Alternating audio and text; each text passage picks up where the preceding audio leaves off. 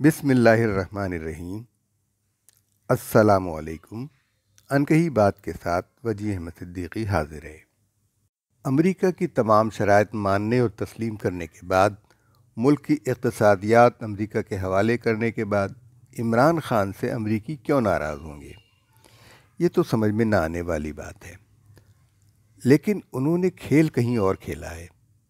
अब तो रूस ने इमरान ख़ान के हक़ में मदाखलत कर दी है और कहा है कि अमेरिका ने ऐसा किया है, यानी गवाही भी रूस से दिलवाई है। बहरहाल क्या खूब है। इमरान ख़ान, सोचने की बात है, क्या इमरान ख़ान पुतिन से ये गुर सीखने गए थे कि ताहयात कैसे बरसरे इक़्तिदार रहा जा सकता है। इमरान ख़ान मुक़्तदर क़ुव्वतों की सरपरस्ती के बगैर इतने शेर नहीं हो सकते। उन्हें अवामी हिमायत तो हरगिज़ हासिल नहीं है। उन्होंने रूस से ज़रूर कोई खुफिया सौदा किया है, क्योंकि पुतिन तो केजीबी का सरबराह था। उसे बड़े गुर आते हैं कि इक़्तिदार में कितने दिनों तक किस तरीक़े से रहा जा सकता है। बिस्मिल्लाहिर्रहमानिर्रहीम। अस्सलामु अलैकुम। अनकही बात के साथ वजी अहमद सिद्दीकी। ये सूरत हाल जो है बहुत अफसोसनाक और दर्दनाक है, इसलिए कि पाकिस्तान के अंदर क़ानून के नफाज के लिए या क़ानून की हुक्मरानी के लिए कोई तैयार नहीं है। क़ानून की हुक्मरानी अगर होगी तो कहीं न कहीं उसके अंदर दस्तूर को तस्लीम किया जाएगा। पाकिस्तान के दस्तूर की खिलाफ वर्जियाँ दो पैमानों पर बहुत बड़े पैमाने पर हो रही हैं। उन खिलाफ वर्जियों की तरफ किसी की तवज्जो इसलिए नहीं जाती, वो उनके मफाद में नहीं है। वो इक़्तिदार से मुताल्लिक़ जितनी शिक़ें होती हैं, जितने आर्टिकल्स होते हैं, उनके ऊपर तवज्जो होती है कि हमें इक़्तिदार, अख्तियार और उसके हवाले से ज़्यादातर गुफ्तगू होती है। पाकिस्तान के आइन के बनने के अंदर 15 साल के अंदर उर्दू को पाकिस्तान की सरकारी ज़ुबान हो जाना चाहिए था, और कुछ भी हो जाता, तमाम कारोबार हुकूमत उर्दू में होता। ये आइन का तकाज़ा है, और ये आइन की इस शक़ की खिलाफ वर्जी मुसलसल होती चली आ रही है। दूसरी खिलाफ वर्जी, पाकिस्तान के तमाम क़वानीन को इस्लाम के मुताबिक होना चाहिए। इस्लामी क़वानीन कुरान और सुन्नत से मुतज़ाद नहीं होना चाहिए। इसके सिलसिले में भी कोई तवज्जो नहीं दी गई, और इस हवाले से जो हज़ारों और बल्कि तकरीबन लाख के करीब पहुंच गई होंगी इस्लामी नज़रियाती कौंसिल की सिफारिशात, जो है वो अच्छी खासी तादाद में है। वो इस्लामी नज़रियाती कौंसिल की सिफारिशात, उन पर अमल नहीं हुआ। उन इस्लामी नज़रियाती कौंसिल की किसी रिपोर्ट पर आज तक पार्लियामेंट में बहस नहीं हुई। ये जो रियासत मदीना की बात करने वाले साहब हैं, इनकी तो तवज्जो ही नहीं गई है इस तरफ। ये सिर्फ अपनी ज़ात को इन्होंने नुमाया किया, और इनकी ज़ात बगावत और गद्दारी का ताल्लुक़ इनकी ज़ात से है। अगर ये वज़ीर आज़म है तो लोग वफ़ादार हैं और वही बेवतन हैं। अगर ये वज़ीर आज़म नहीं है तो लोग वही बेवतन नहीं हैं, गद्दार हैं। और ये उनकी नज़र, कोई इनसे इख्तिलाफ़ करे तो फ़ौरन गद्दार हो जाता है, फ़ौरन जो है वो इनसे इख्तिलाफ़ करने वाला वही बेवतन नहीं रहता, और उसको बैरूनी ताकतें मदद कर रही होती हैं। तो ये अजीब व गरीब है। हमने आज तक ये देखा है कि बैरूनी ताकतें वो हमेशा पाकिस्तान में गैर आइनी अमल की सरपरस्ती करती रही हैं, और अब की दफ़ा रूस जैसी बैरूनी ताकत ने पाकिस्तान में गैर आइनी अमल की हिमायत की है, यानी वो इमरान ख़ान की हिमायत में उतर कर आए हैं। ये अफसोसनाक है। रूस को ये सोचना चाहिए कि वो पाकिस्तान के अवाम जिस शख्स को नापसंद करते हैं, एक बड़ी तादाद ने इमरान ख़ान के ख़िलाफ़ वोट दिया है। इमरान ख़ान जो है इत्तेहादी लोगों की मदद से बरसर इक़्तिदार हैं, उनके ख़िलाफ़ ज़्यादा वोट पड़े हैं। कुल वोटिंग हुई थी 51%, उस 51% का 31% इन्होंने लिया है। उस 51% का 31% इन्होंने लिया है। तो आप सोच लें कि बाकी परसेंटेज जो है वो इनके खिलाफ पड़ी है। ये यानी 70%, 69% वोट इमरान खान के खिलाफ 2018 के इलेक्शन में पड़े हैं। उसके बावजूद ये मुसल्लत हो गए, क्योंकि हमारा ये जो निज़ाम है ये इसके अंदर बहुत सारे सुकम हैं। इसके अंदर इतने सुकम हैं कि अक़लियती वोट हासिल करने वाला हम पर मुसल्लत हो जाता है और कहता है कि हम 22 करोड़ की हिमायत हासिल है, हमें 23 करोड़ की हिमायत हासिल है। और उसके बाद ये इमरान खान को ये पता था कि उन्हें पाकिस्तान की आवाम की अक्सरियत ने वोट नहीं दिया है, इसीलिए उन्होंने जालसाजी का नया धंधा शुरू किया और ओवरसीज़ पाकिस्तानियों के वोट हासिल करने की कोशिश की। वहाँ धांधली हो सकती है, ओवरसीज़ पाकिस्तानीज़ में भी इनकी हिमायत इतनी नहीं है जितनी ये शोर मचाते हैं। चार मोहल्ले में चंद लोग गुलगपाड़ा करते हैं तो बहुत शोर मचता है, ऐसा लगता है कि बहुत सारे लोग गुलगपाड़ा कर रहे हैं, लेकिन वो 2 या 3 होते हैं जो नशे में गुलगपाड़ा कर रहे होते हैं। तो ये इक़्तिदार के नशे में पीटीआई गुलगपाड़ा कर रही है इस वक्त। ये आप ज़रा सोचें, वज़ीर आज़म आप हैं, एहतजाज की कॉल दी हुई है, क्या मतलब है, किस पर दबाव डालना चाहते हैं इन्होंने। अच्छा, दूसरी तरफ ये कि इन्होंने पूरी तरीके से हर तरीके से हर उस आदमी को जो अपनी राय देता है उसको दबाव में लाने की कोशिश कर रहे हैं और उसके ऊपर ये हमें ये बताने की कोशिश कर रहे हैं कि इन्हें फ़ौज की हिमायत हासिल है। फ़ौज को ये 2 टोक अल्फाज में बयान करना होगा कि इनको हिमायत हासिल है या नहीं है, साफ साफ बताएं 2 टोक अल्फाज में कि हम इनकी हिमायत नहीं करते, इसलिए कि ये उसका फ़ायदा उठा रहे हैं, नाजायज़ फ़ायदा, कि फ़ौज की उन्हें हिमायत हासिल है। अगर फ़ौज यही सियासी काम करना चाहती है तो साफ साफ खुल कर आ जाए, मैदान में आए ये और इनको रोके कहे कि भाई आप ये बात ना करें, हमारा काम मुल्क का दिफा है, मुल्क की हिफाजत करना है। उस और जो है यकीनन है, इसलिए कि अमेरिका के साथ आप दुश्मनी मोल तो लेने चाहते हैं, लेकिन एक इंतहाई अहमकाना तरीक़े मुल्क की यानी कहते हैं कीमत पर, पाकिस्तान की कीमत पर। अच्छा, अमेरिका की दुश्मनी तो आपकी हिमायत में रूस क्यों कूदा? रूस तो पहले ही पाकिस्तान से बदला लेना चाहता है सोवियत यूनियन टूटने का। सोवियत यूनियन के टूटने में पाकिस्तान का जो किरदार है वो यही है, वरना रूस की जो नीयत थी वो गवादर के गर्म पानियों पर थी और हमेशा से थी। तो इसलिए अब भी वो यही चाहता है कि उसी तमतराक के साथ कोई सौदा हुआ है इनका, जो रूस गए हैं उसके बाद सौदा हुआ है, तभी ये सारी जो है ना अदम एतमाद की तहरीक, गैर मुल्की साजिश है, ये सारी कुछ इंटेलिजेंस मूव जो है इसके अंदर रूस की तरफ से नज़र आ रही है। रूस ने ये और फिर इल्ज़ाम अमेरिका पे लगाया है।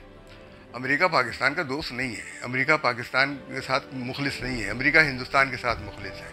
तो ये बात समझ में तो हमारी आ रही है, लेकिन इस वक्त जो सूरत हाल है वो ये कि आपने तमाम अपोजिशन को जो है वो गद्दार करार दे दिया, तमाम उन लोगों को जो आपको वोट नहीं देते उनको गद्दार करार दे दिया।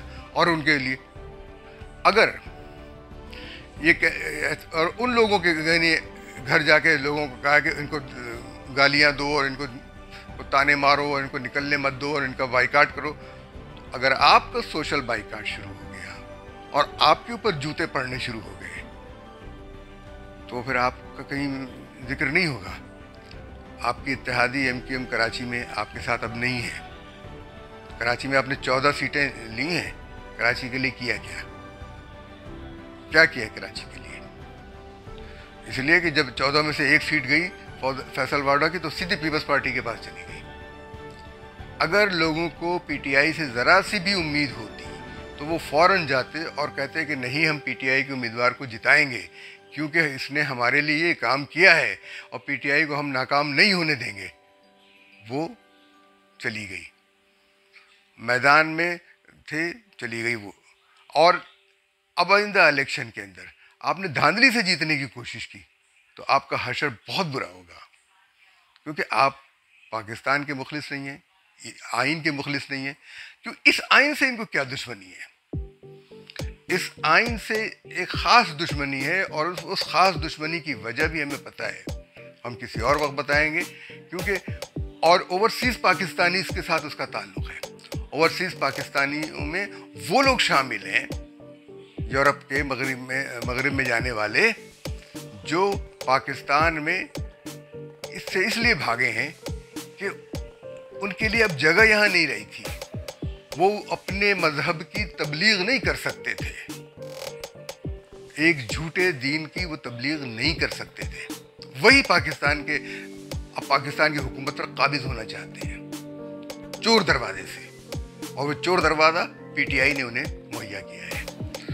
ये, और मैं इस बात की परवाह नहीं करता कि कौन क्या कह रहा है, किसने क्या कहा है, लेकिन ये जो अदालत के अंदर मामला गया है, एक वाज़ेह और साफ मामला है कि अदम एतमाद की तहरीक के बाद न असम्बली तोड़ी जा सकती है, न आर्टिकल 5 को इस्तेमाल किया जा सकता है।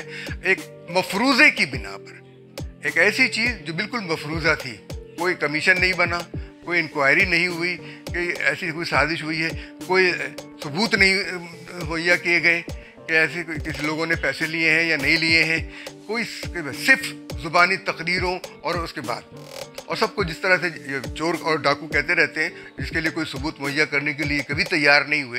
तो वो ये सारी चीज़ें मौजूद हैं कि इन सब चीज़ों की मौजूदगी में बिल्कुल एक बेबुनियाद, एक जो शख्स वज़ीर क़ानून बना, जिसने वज़ीर इत्तलात बनते ही तमाम मीडिया हाउसेस के पैसे रोके जो इश्तहारात की मद में थे, और उसके नतीजे में हज़ारों सहाफ़ी बेरोज़गार हुए, उनके घरों में भूख ने, कई बेचारे अपनी जान से गए, कई लोगों को खुदकुशी करने की, कई वैसे मौत के मुंह में चले गए। और इसके जिम्मेदार सिर्फ फवाद चौधरी है। और कानून और आइन से तो ये नावाकिफ़ है, इसको अलिफ नहीं आती कानून और आइन की। होंगे एडवोकेट, लेकिन किसने इनको डिग्री दी है उसके बारे में सोचना चाहिए। ये सारी चीज़ें आइन और कानून से खिलवाड़ करते हैं। इन्होंने एक आइनी तरीक़े से इन्हिराफ किया है। अदम एतमाद का तरीक़ा आइनी तरीक़ा था, और इस प्रोसेस को कोई मुल्क जो है वो साजिश नहीं कर सकता। अगर इस साजिश से इस तरह से होता है तो फिर तो अजीब व गरीब सी बात है। कोई मुल्क साजिश नहीं कर सकता इस तरह से, क्योंकि साजिश तो इन्होंने की। मैं तो पहले भी आपसे जो कहता हूँ कि IMF का जो प्रोग्राम आया वो तो अमेरिका की मर्ज़ी से आया। IMF का प्रोग्राम अमेरिका की मर्ज़ी से आया। इससे पहले करतारपुर का रास्ता अमेरिका की मर्ज़ी से खोला गया। CPEC पर जो जनरल आसिम को बिठाया गया, जो जिनकी अमेरिका में जायदादें हैं, जिनके अमेरिका में कारोबार है, पापा जॉन्स वाली बात, पापा जॉन्स का कारोबार है, तो ये सारे कारोबार ये अमेरिका की मर्ज़ी से थे। अमेरिका की मर्ज़ी से स्टेट बैंक का गवर्नर बनाया गया। अमेरिका की मर्ज़ी से तो सारे काम आप करते रहे, लेकिन जब अवाम की मर्ज़ी का वक्त आया तो आपने कह दिया कि अमेरिका मदाखलत कर रहा है। यानी और आप क्यों कह रहे हैं कि अमेरिका मदाखलत कर रहा है? कुछ दाल में कुछ काला है। आपने कहीं और से कुछ पैसे लिए हैं, और आपके जब करप्शन के जो सबसे मोस्ट करप्ट वज़ीर था मुराद सईद, उसको आपने अवार्ड दिया मोस्ट करप्ट, माली और अखलाकी दोनों एतबार से मोस्ट करप्ट। इसीलिए स्पीकर ने, जो डिप्टी स्पीकर ने अदम एतमाद की तहरीक गैर कानूनी तौर पर ख़त्म की। असद कैसर को अगर अपनी जान बचानी है तो वो आएँ और बताएं कि वो इसमें हामी थे या नहीं थे। अच्छा, फिर इमरान खान ने इदारों को तकसीम करने की कोशिश की है, ख़ासकर फ़ौज के इदारे को। ISI के चीफ की तकर्री में और जनरल फैज़ हमीद की तकर्री में बतौर कोर कमांडर ताख़ीर की। क्यों? वो अपनी मर्ज़ी चाहते थे। ये जो चीज़ है इस मामले में कि उनकी जो तकर्री करनी थी इन्हें, तो उस हवाले में से फ़ौज के अंदर इन्होंने बहुत ज़्यादा तकसीम पैदा की है, और ये गलत है। और फ़ौज को सोचना चाहिए, तो उन तमाम रिटायर्ड फौजियों को भी और मौजूदा फौजियों को भी सोचना चाहिए कि ये आपको तकसीम कर रहे हैं, ये अपने मफाद की खातिर, आपके टाउट नहीं है, ये आपके लिए कोई किसी तरह से भी मुफीद नहीं है, या आप ही बदनाम होंगे आगे चल के, और आप भी बदनाम होते रहे इस सिलसिले में। ये और आज भी ये कह रहे हैं हमें फ़ौज की हिमायत हासिल है। जब इन्हें अवाम की हिमायत हासिल नहीं तो फ़ौज की हिमायत कैसे हासिल हो गई? अवामी नुमाइंदे अवाम की रगों को, अवाम के मिजाज को पहचानते हैं, उन्होंने पहचानते हुए इनके खिलाफ अदम एतमाद की तहरीक लाएँ कि भाई हम बरी ज़िम्मा हो जाएं, भाई हम इनके साथ शरीक जुर्म नहीं थे। उन्होंने ये किया है। और वो तमाम सहाफ़ी हज़रात जो इनकी हिमायत में, वो चंद पैसे जो आपको इनकी तरफ से मिल रहे हैं वो ख़त्म हो जाएंगे। अफ़गानियों का खूब सिलसिला था, जब तक अमेरिका पैसा देता रहता था, डॉलर देता रहता था, तब तक काम करते थे। जब उनके पास डॉलर ख़त्म हो जाते थे तो डॉलर नहीं करते थे। अमेरिका कहते थे क्या हुआ, तुम्हारा जितना डॉलर था वो ख़त्म हो गया, अब दोबारा डॉलर दो तो फिर हम काम करेंगे। कम से कम इतना तो करें। आप जो है वो चंद पैसों में सारी उम्र के लिए इनके ग़ुलाम बन जाएंगे। बड़े बड़े सीनियर लोग जो हैं इनके, कि अमेरिका जी उसने मदाखलत की है तो सारा बस हम, अमेरिका ने मदाखलत की है, अमेरिका ने पैसे दिए हैं, आप लोगों के पास सबूत क्या है? हमेशा बेसबूत बातें करते हैं, वक्त गुजर जाता है, फिर उसके बाद वो सारी बातें दब जाती हैं, फिर पता नहीं चलता कि क्यों की थी ये बातें। अब तो लाना पड़ेगा सबूत सबको। अच्छा, अपोजिशन को भी चाहिए कि अमेरिका की मजम्मत करें वो, और कहें कि पाकिस्तान के आईनी जमहूरी तरीके में तब्दीली के लिए जो है वो, अमेरिका ने तो खैर कह दिया, इनकार कर दिया है, लेकिन रूस की भी मजम्मत करें। फिर रूस जो है वो मदाखलत कर रहा है। अच्छा चलिए, कौमी असम्बली में तो ये था, पंजाब असम्बली में कहाँ से आ गया? पंजाब असम्बली में तो सारा काम आपने खुद ख़राब किया, पीटीआई ने खुद ख़राब किया है, वहाँ इनकी हिमायत ख़त्म हो रही थी। तो ये सारी चीज़ें हैं पंजाब में तोड़ फोड़, और ये इस हवाले से, और मामला जो है वो अब जजों पर है। वो मौलवी तमीज़ुद्दीन वाला दाग, जस्टिस मुनीर वाला दाग, जस्टिस उमर अता बंदयाल को धोना है या नया दाग लगाना है। वो इस इश्तिहार पे तो अमल न करें कि दाग तो अच्छे होते हैं। जस्टिस मुनीर का दाग कौन धोएगा? सवाल यही है। इजाज़त दीजिए, अल्लाह हाफ़िज़।